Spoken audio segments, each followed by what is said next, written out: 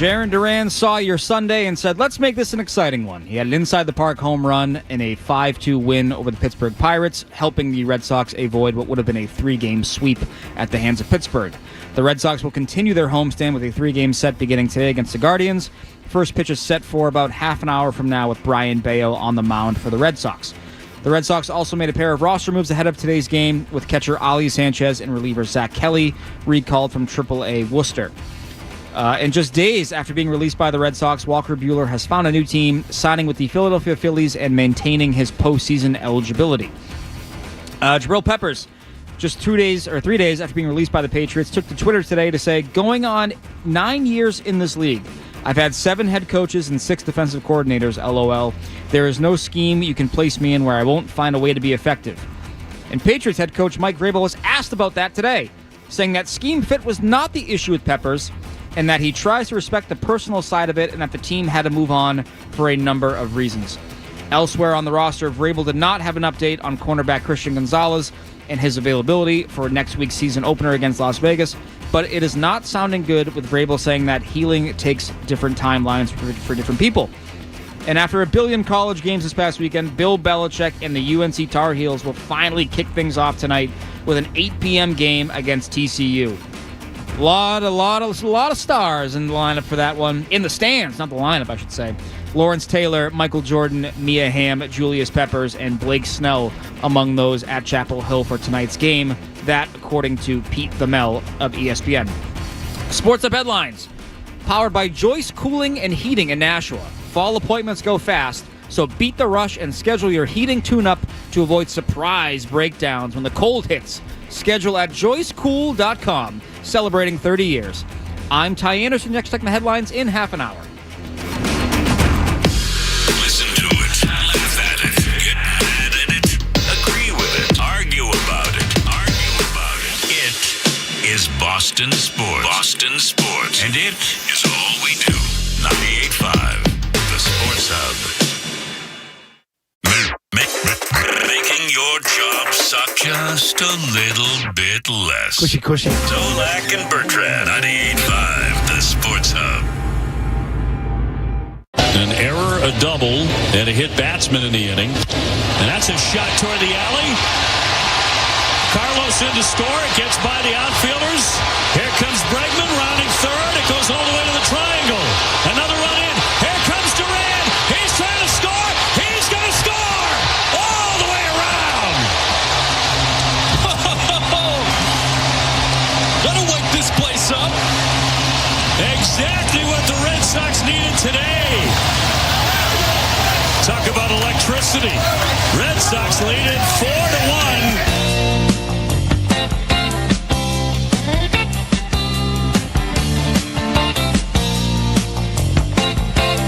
McCarthy, Ty Anderson in for the guys. Ty, do you know that I play guitar? I did not know that. Been working on this a little bit. This song? Yes. I mean, Nice because Mark Knopfler is the man, the myth, the legend. It's not going so great so far, but we're working on it, making progress. That's all that matters. Rhythm section, totally fine. You got to be doing something with your time. That's a good hobby. It's a hobby to pick up. After today, I'm going to have a hell of a lot more time, which is good. Yeah. Today is the day where Louth is actually standing outside right now. He's got the dolly. He's going to wheel me into the storage, the storage shed, break me out around Thanksgiving time. You said your off season ends today. Basically, yeah. My season ends today. My off season begins tomorrow. You'll have a lot of Saturday shows, I think, right? Well, we got college football and yeah, Patriots. We on were Sundays. airing the Colorado game the other day. I was like, what? I didn't see that one coming. We used to air like Notre Dame. I remember. Yep. We would do that a lot. A lot of Notre Dame football. Yeah, For the the older Irish folks guys. who feel strongly about that. My grandfather loved the Fighting Irish. He They was all did. Irish Catholic from Boston. Yeah. That thing meant something when he was growing up in the 1930s. So we're like the same age. I think we're like 6 months apart. Yep. What was the team in high school for you that everyone like wore? Or like middle school and high school, everyone loved this college team. Mine was not mine, but Yeah. my school, UNC hats galore. UNC, like the UNC hat, the UNC jersey. I think it had a lot to do with Michael Jordan, obviously, but Yeah. like they had a good program back then, like basketball wise. They had a good program. Yeah, I don't really remember there being much of like a college presence because it's Boston, right? Yeah. Trying to think, like there were always like Kobe jerseys and stuff like that, LeBron jerseys, and this is, before, LeBron went to the Heat and all that. So there was that stuff. Vince Carter was huge. Tracy McGrady was huge. But like the college thing, yeah, I don't really know if there really was that. Because this is the 2000s, the aughts. Mm-hmm. What was the big college program back then? Like it was after the Jordan era. It was before Alabama football. It was before, were there any like college football dynasties? I mean, USC was big, like Reggie Bush. I was going to say USC was probably the big one. Yeah. USC and Texas. Vince Young. Yeah, at that time. But I would say the most popular non-Boston jersey I remember from when we were in school was probably the Carmelo Anthony baby blue Denver Nuggets jersey. That was up or the there, McGrady sure. Rockets jersey. McGrady, Magic. If we're keeping it to like players in that era, non-throwbacks, I think that was most popular jersey probably. I would agree. Yeah, no, it was a time and place. Yeah. Vince Carter Raptors jersey was huge. Slam dunk contest. What were your jerseys?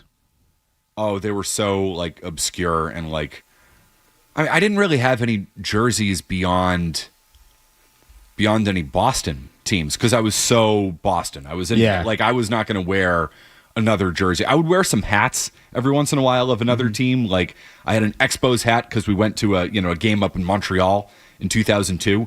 So I had an Expos hat. Any ballpark I would go to, I would like buy the hat of that team. So I had an Orioles hat. I had an Expos hat. I had a Phillies hat because, I'd been to those ballparks and like that was my thing. Yeah. But in regards to jerseys, I had a Ben Coates Patriots jersey, the Flying Elvis, like the original like mid 90s, like 1996 Ben Coates. Loved that jersey. I'm trying to think what else I had growing up. I had the basketball jerseys I had. Yeah. I had an Allen Iverson Sixers one. Yep, definitely. I had a Kevin Garnett Timberwolves one. Mm-hmm. That Kevin Garnett was my favorite player, and when he came to Boston, I was probably running laps around town, just yelling, "Kevin Garnett's coming!" Like I loved Kevin Garnett. One of those guys I wish came here like 5 years earlier. Would have been amazing. But yeah, no, like the Orioles thing was legit. That was a great trip back in the day. I mean, it probably still is. Yeah, like I remember that. Remember those Orioles teams like when we were in like early high school that had like Melvin Mora, Miguel Tejada. They couldn't pitch out a paper bag, but they could hit, man. They could mash the ball. But yeah, I UNC, man. I'm curious if we're gonna start seeing UNC jerseys around here again now. That would be so given what's happening. That would be so embarrassing. What? No, I think that'd be just as embarrassing as the Brady Bucks jerseys. Oh, give me a break with that. No, you're so wrong. I'm not wrong. You're so I am not wrong. No, Tom Brady was the reason the Patriots became the Patriots. I could recognize that. Yeah, Bill sure. Belichick, as we now know, was not as responsible for that thing. He also tanked the franchise on the way out the door. Yeah, Brady didn't do that. let me put Brady got forced out the door. No, but if you were one of these people that the second Brady left, you jumped to the Bucks, I was like, oh, you can't handle losing, huh? No, it's not that I jumped to the Bucks. It's that I rooted for him to be successful because he deserved that. He earned that. Of course. And if here's the thing too. Let's say Bill Belichick had left in 2020. That time, I would have rooted for Bill because he wouldn't have done the thing that he did over the last 4 years to destroy the team, ruin it on the way out the door, chase Tom Brady out the door. Like, the way I feel about Bill now is because of the way it ended, because it was his fault. It was his fault that Tom Brady left. Right? Mm-hmm. We can agree with that. Yeah. So Bill does not deserve good things. He does not deserve success the way that Brady deserved success when he left. Yeah, I mean, that's what makes this year interesting for the Patriots, though. Like, if they're still ass, you're kind of out of people to blame. You know, you can't blame Bill anymore. He's gone now. Yep. Like, and Elliott Wolf was still making the decisions. So, like, you know, Bill didn't make that draft in 2024. and it's not looking great so far. So I that's what makes this year interesting. But I'm just curious if you get a little bit more UNC love now around here. Listen, I get what you're saying, but I'm saying the people on the periphery, the people that are not consuming, sports content 24 hours a day, they want to see Bill win. Everyone I talk to who's not like a P1 for the hub is like, I kind of want to see Bill win at UNC. Well, I was a Brady over Bill guy, and I was right. And sure, I enjoyed being right. But as long as it's the only take that's ever mattered, period, end of story. Everything else we say is pretty much worthless. But that was the only one that ever truly mattered. Was it Brady or was it Bill? Because of the way it ended and the breakup, and you had to pick a side. You were forced to pick a side. And I chose the right side. And forevermore, I get to walk throughout my life knowing that I was right about the only sports opinion that has ever truly mattered in this town. And what a beautiful thing, huh? That's awesome. Listen, I get to tell my grandkids. And you know what, son? I was right. I was right about that. I knew it was Tom Brady. I knew it wasn't Bill Belichick. What a way to live. I don't have to take that level of regret to my grave, Felger. You have to think about that forever. When they write the story of Felger and Maz, second, third paragraph, they were wrong about the only take that mattered. To be it fair, was Brady over Bill. I'm a sucker as well. I'm a Bill apologist. Now, I've learned my lesson, so hopefully Felger can admit to that. He's going to be coming on in T-minus 45 minutes here. Maybe he can admit to it. No Felger today. Oh, no Felger today. No Felger. All right, so he's going to have to hold that. But, yeah, the beginning portion of the career, people just forget and gloss over and think that Brady was the made man and ready to go. He just took care of the football. I'm one of the people who firmly believe that we would have won the Super Bowl with Bledsoe as the quarterback, as evidenced by the AFC Championship victory that he led us to versus Pittsburgh Steelers. People forget about that. So Brady, it took about his third year, when we got to the second Super Bowl, that's when kind of the coronation started to happen, and you can kind of see the ascension of Brady. But he wasn't a polished product. No. That's why he was a 6th-round pick. That's why Drew Henson was competing with them. Turn your mic off. Bad take. Lloyd Carr. Bad. Feel badly. Thank you. Thank you for listening. I'm not going to tolerate that slander, that Tom Brady slander on people these forget, airwaves. And you're a young man to be sure. I know the early 2000s is kind of a mystery here, but Belichick was the guy. He was coming up with the game plans. I think that Bledsoe would have won we would have won at least a Super Bowl with Bledsoe and Belichick at the combination. No way. They would never have won. Take this take to the grave. My take is completely independent of all these takes. My take is just that if you ditched the Patriots when Brady went to the Bucs and you became a Bucs fan, you're a Bucs fan now. Don't come back. If you can't handle losing, you're a loser, and I don't want you. I don't want you. If you're gonna abandon ship as soon as you stop winning 15 games a year, you just don't like losing. Which all right, it builds character though. Losing builds character. Grew up in the 90s. I have some character. Dude, I went to Bruins games all through high school, and they weren't good until my final year of high school. It is what it is, man. I don't. That's the person I don't respect. I don't care what you believed in. If you were a Bill guy, if you were a Brady guy, so long as you didn't completely abandon ship and now you want to come crawling back, preach that loyalty. Enjoy Baker Mayfield. I mean, they're probably gonna be better than the Patriots still, but you got to enjoy whatever comes after Baker Mayfield and Mike Evans and Chris Godwin. Have fun with that. You know what I get to do based on your rules, Ty? What? I get to enjoy this Red Sox season more than just about any of you because I was there. I sat through 2022, 23, 24. I sat through the Heim Bloom era. I fought the good fight, and here we are. They're enjoyable, and what a weekend it was at Fenway Park. As I know, because you were there. We'll talk about that next. Matt McCarthy, Ty Anderson, in for the guys. Zoe and the Beatles. 98.5 The Sports Hub. Is foot pain keeping you from living the life you love? Hi, it's Phoebe with the Good Feet store. Life is too short to be living with foot, knee, hip, or back pain. When all 4 arches in your feet are supported, the results can be amazing. Go to goodfeet.com to make your appointment today. Next Day Molding Doors and Stairs have arrived on the Cape, now open in Hyannis, right at Barnstable Road and Charles Street. Get top quality, energy efficient Geldwin interior and exterior doors and experience the largest in-stock selection of moldings, boards, and stair parts in New England.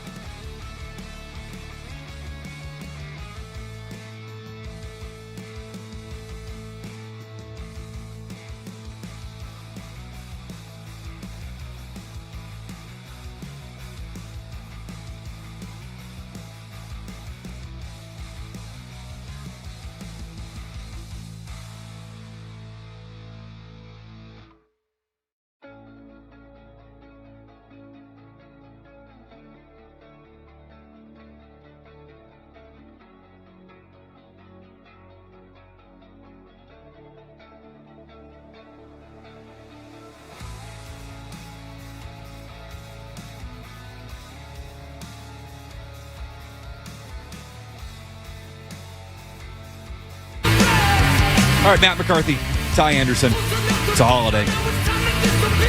Labor Day. We're in labor. Laboring. Talking sports. Talking Sox. Happily, by the way. What a weekend over at Fenway Park. And I say what a weekend. The Red Sox went 1-2 against the Pittsburgh Pirates. So let's keep that context there. But Friday felt like a win for the organization with the development of Peyton Tolley. Saturday, not good. Not good with Dustin May, but they bounced back yesterday. The Jaron Duran 3 RBI inside the park home run. Ty, just in general, big picture, how do you feel about the state of the Red Sox right now? I feel pretty good. I feel pretty good so long as Garrett Crochet is upright, so long as Brian Bayo is giving you quality starts. I think you look at this lineup, look at the rotation right now. Like, you've been getting quality out of your big three for a while, and so you want that to still be the case. So long as that is the case, you have a puncher's chance. I think we've talked about how flawed the AL is, and it is. And so I think that your pitching is going to be key. And if you can survive the mistakes that they're inevitably going to make in the field or in their bullpen, like, they're going to be okay. And I know that's simple, but like I think they are. I would say that they're the third best team in the AL. That's how I feel right now. And there's not much to separate the best team from the third best team. Like, who would you say is the best team in the AL? I still think Toronto, but again, like, it's a sliding scale. Like, things can go south in a hurry for them. But I'm probably going Toronto, Detroit, and then Boston. Like Houston has had a lot of games where I see them and I'm like, something feels off here. Agreed. Right? And then, the Yankees are the Yankees. The Yankees are, I think, probably the worst team that's currently in the playoff field. I just think they're a bad team. Bad baseball team. Between, the manager who is worse than Alex. Like, people here have issues with Alex Cora and how he talks and how he kind of does double speak sometimes. Boone is horrible. He is a nightmare. Basically, like, just unbelievable defensive. And Max Fried not being Max Fried in the second half is a massive thing for them, in my opinion. So, I think the Red Sox are the third best team in the AL. Yeah. They're a half game behind the Yankees entering today, starting up a 3-game set with Cleveland. Brian Bayo on the mound. Fact of the matter is, Ty, 3 out of every 5 days you feel like the Red Sox are going to win because of Crochet, Bayo, and Giolito. And in this American League, that makes a tremendous difference. Coming up, they go out west. West Coast trips are you never know. You're playing the Diamondbacks and the A's. I mean, you feel like you should go 4-2 on that trip, but they have not been as good away from Fenway Park as they have been at home. Obviously, they are coming off a 7-1 road trip last time, so maybe they've turned some things around there. But the big series you circle is not this weekend, but next weekend at Fenway Park against the Yankees, a team that you are directly competing with for the top wild card spot, which is the most important thing for this team right now. They need to play that wild card series at home. If they do not win the division, they have to play that wild card series at home. They're so much better at Fenway Park. Like, I feel completely different about this team if they're going on the road for those 3 games. And don't get me wrong, I feel good about Crochet on at Fenway, in Yankee Stadium, or on Mars. I don't really care about that. Like, wherever that thing is, I feel good about Garrett Crochet. The rest of the team, though, they're so much better at Fenway. They have to get that number 1 seed. They have to. Number 1 wild card. Yeah, the only caveat there would be, for me, is I think they could win at Yankee Stadium. I think they have enough lefty. Yeah, they have enough lefty hitting that I think it'd almost be an advantage for them. Now, yeah, you do want it at home, though, for sure. There is a different energy, as we talked about being on the show today. Like, there's a different energy at Fenway. Different energy at Fenway in the playoffs, too. Like, first time in over 4 years it'd be at home in the playoffs. And so it would be a different energy, and I think it would really, again, it would tell you what you have here, right? I think we are still in the discovery mode of this franchise and what they need long term. And I think that, like, these playoffs can be really telling in that regard. Like, do any of these guys emerge, or do you pivot maybe if your lineup hits 180 in the playoffs? You're like, oh, we need another bat more than we need another pitcher. And so I that's what I'm excited for. But I think that, as of a couple weeks ago, the Bruins, the Red Sox were one of the best teams in baseball against fellow good teams. Yes. Yeah, no, they've been So that's what matters. They've been very competitive against the best of the best in baseball, especially in the American League, because again, the American League is not all that good. The atmosphere at Fenway Park has been electric. And, the Duran home run yesterday, I was here on the air, but you hear the crowd. I mean, people go nuts. You were there on Friday night. I was there as well for Totally Skeens. That was as electric as Fenway has been in 4 years, for me at least. It was awesome. And I think the Red Sox are back in that sense. Fenway is back, which is so important for sports in this town, so important for the Red Sox. They're going to the playoffs. I mean, there is no collapse left in this team, at least if you ask me. They're going to be there, and I plan on being there a hell of a lot in September, because I'm going to tell you, like, that Yankees series, 12th, 13th, 14th, big time series at home. It's going to be the biggest baseball played at Fenway in 4 years. Can't wait for that. It's going to be awesome. Yeah, I mean, it's a damn shame that we've gone so long without it, here in town. But now that it's here, I think, like, listen, I've heard the people on the radio and I've heard the other shows talk about how, like, it's not good enough, or they should have done more. They should have done, like, well, yeah, they should have done more. Yeah, but like, they definitely should have. But like, is right now the time to go all in, or is that the winter? I think it's the winter. I don't think that you wanted to completely, rejigger what you had, because you don't know what you have yet. There are still some guys you want to find out more about, right? And this stretch run in the postseason is when you're going to find it out.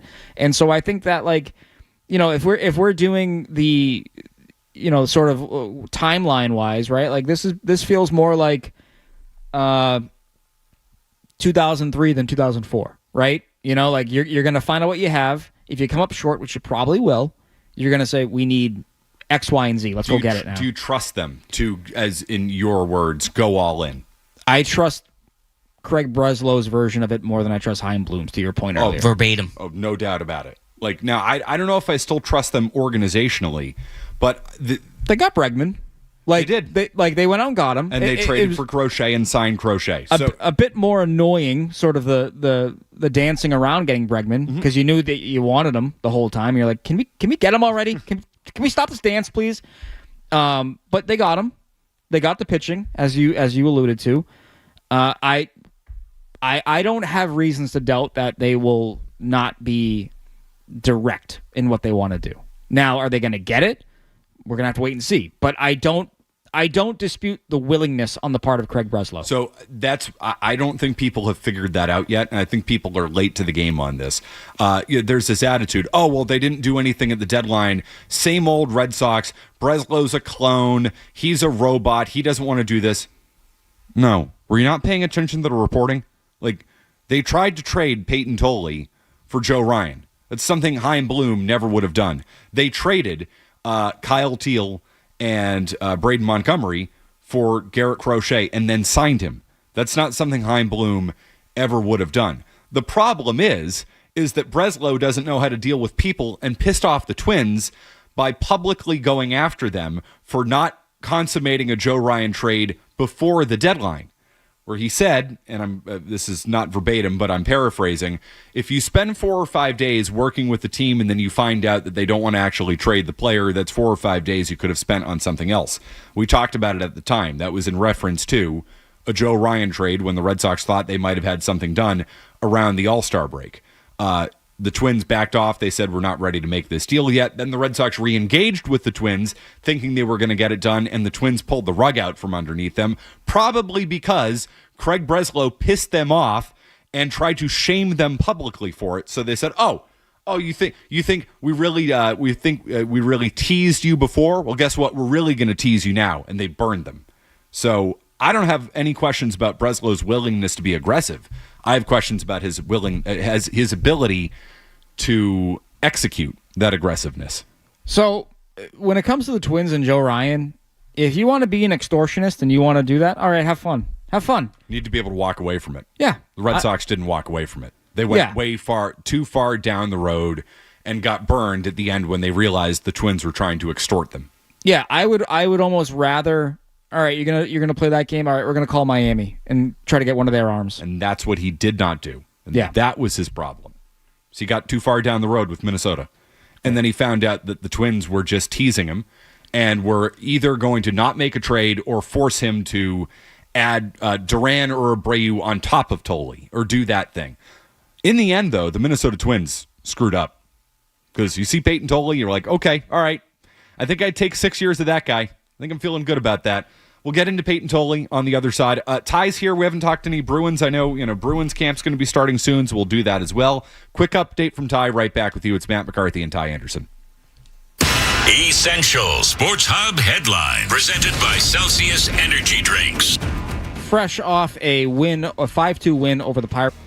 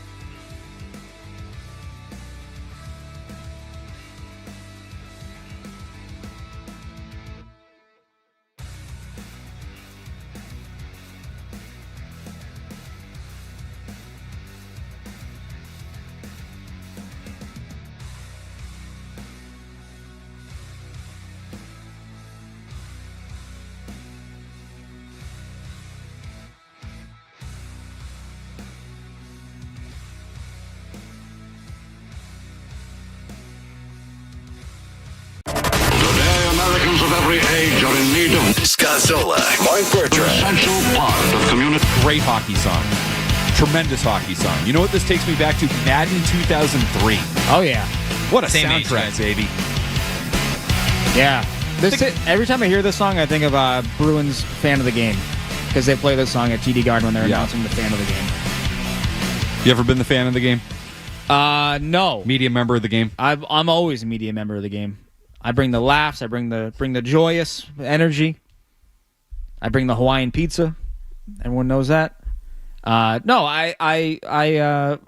Great game, Madden 03. Love that one. Tremendous.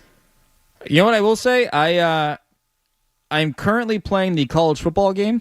That's a really fun game. I know nothing about college football, but I'm having a lot of fun playing that video game. You and Alex Barth, both. Yeah. Well, he's in the transfer portal. He's like picking up like the third string like wideout at like Navy. He's like, this guy's gonna be good, and I'm like, sure, Alex. You're not even plugged in right now, man. The game's not even on. What are you doing? I've started. So I bought a PS5. Started playing video games again. I'm really bad at them. I'm learning.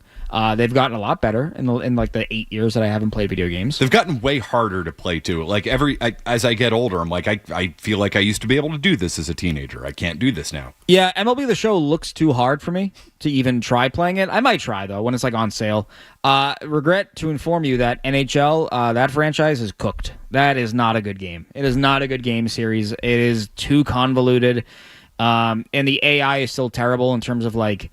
You'll want to do a breakout and your teammates get in your way and you're like, oh, cool. And then your goalie gives up 5 goals on 11 shots and the other team's goalie gives up 1 on like 39. So it's a really cool thing. It's really great. It's like living the 24-25 Boston Bruins all over again. I hate week. to hear that because I used to love playing NHL. Never pay full price for an NHL video game. Never do it.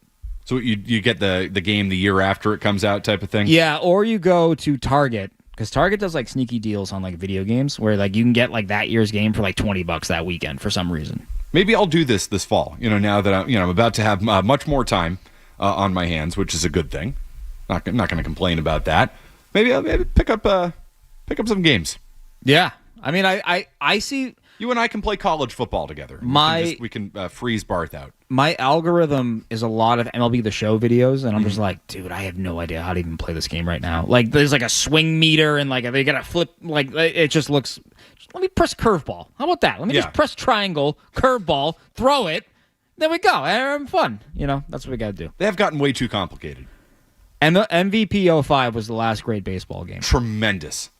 It was arcadey enough. Yeah. It was still arcadey enough where like you had fun, but you could still have like 11 runs in a game. Now it's like too realistic. I need that element of arcade fun. All the games are too like Madden. Same thing. Like I picked up Madden a few years ago. I'm like, this is way too complicated. I can't do this. This is beyond my capabilities as a middle-aged man. Yeah, they're meant for the kids now. They're meant for the children. Malleable brains. We're unks now. We're unks. It's not good. No, it's not. But like everybody has that hockey uncle, and you can be the hockey uncle. Yeah. What's the deal with the Bruins? What are they going to be this year? I do not feel good about this thing at all. Yeah, I would say that the Bruins will tell you that, well, they're going to have their top 2 defensemen back, and so they're going to be better, and I have a hard time disputing that. I just feel like in the NHL, it is really hard to be non-competitive, and the Bruins were non-competitive a year ago. And I do think that some of that was out of their control. When you were down Charlie McAvoy and down Hampus Lindholm for all of, 13 games basically. Yeah. Like you're gonna you're out now. Now all of a sudden you're elevating guys that you wanted to play 15 minutes a night into 22 minutes a night, and you either sink or you swim, and a lot of them sank. And so I do think that like naturally they should be a bit more competitive, but their ceiling. What would you say their ceiling is right now in the standings?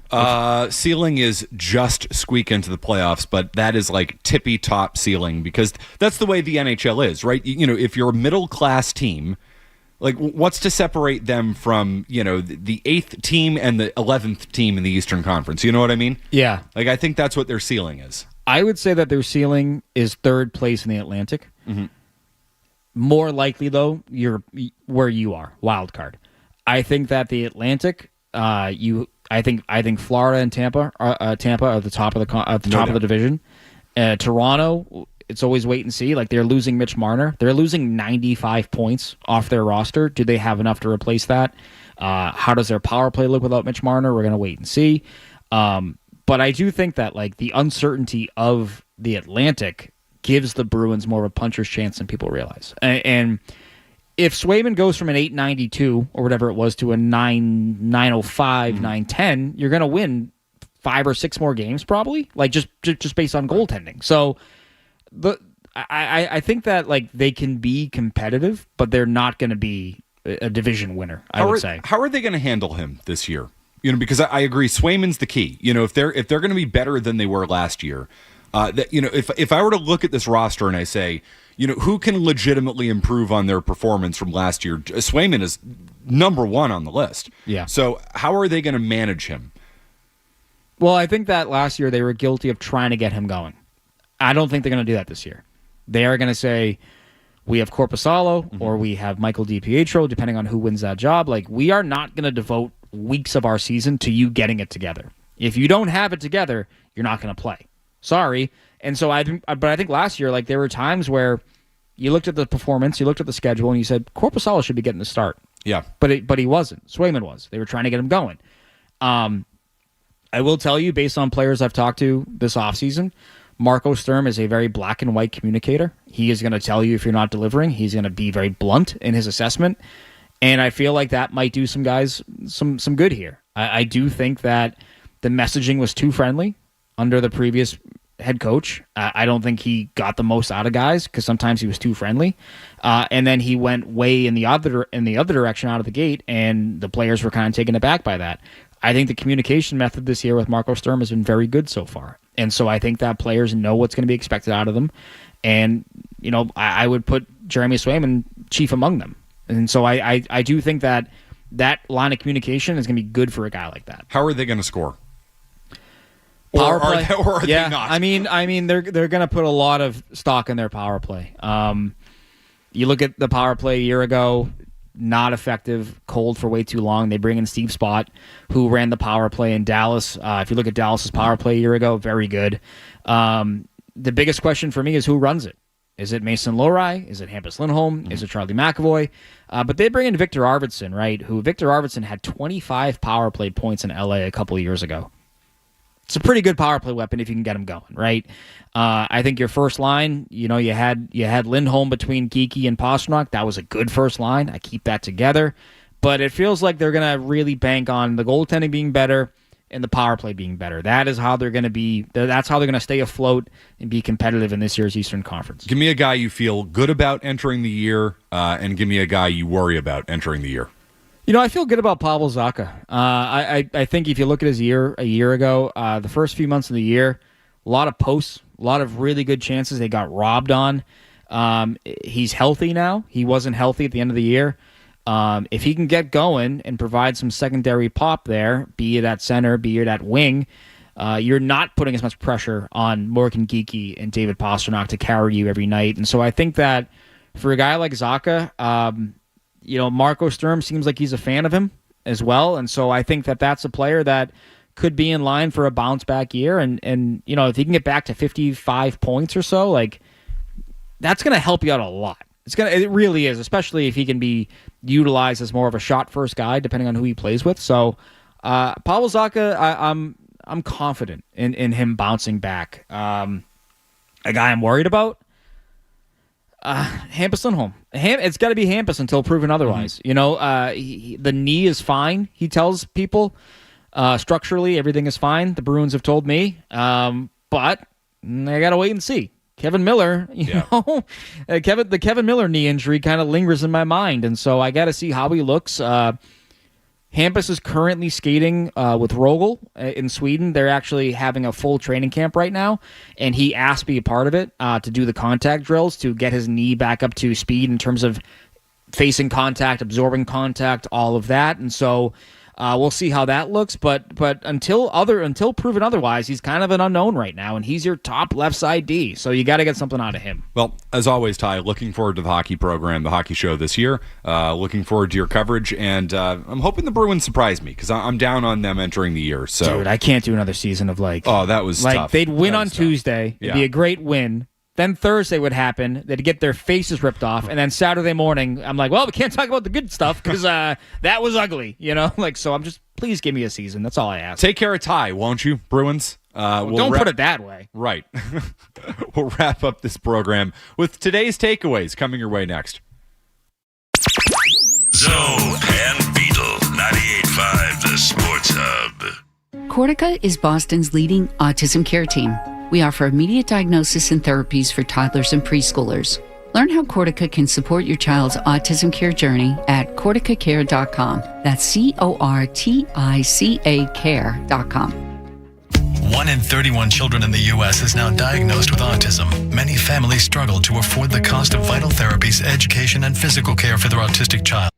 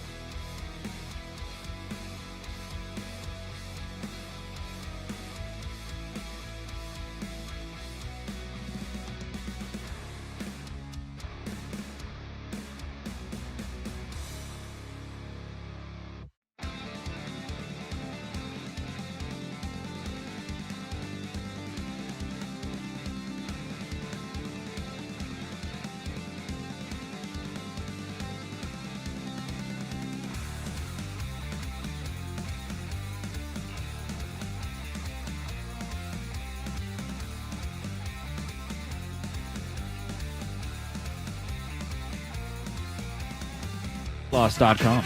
George, what do we have today? What's our takeaway? All right, we have, spearheaded by caller Joe and Saugus, talking about Bill Belichick and what his potential new look might be at UNC.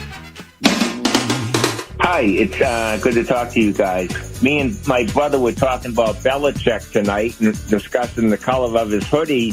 And my brother, Tim, suggested, I think the headline tomorrow, his 24-year-old fiance suggests a new, younger look for Bill.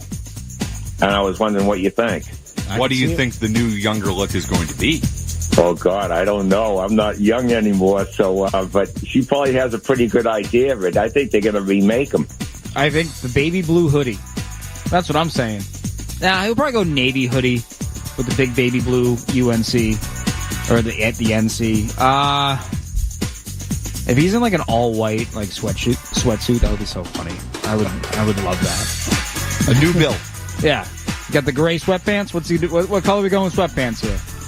You know, I don't know, but He should go baby blue. Listen, navy they're blue is more patriot. They are outfitted by Jordan, so they do not have any shortage of hype beast kind of clothing options for Bill Belichick. Here's the thing. He's not going to wear anything different than he's ever worn before because that would draw attention away from her. What if he has like an earring? Just comes out with an earring. Polly in the truck. What's he going to wear, Polly?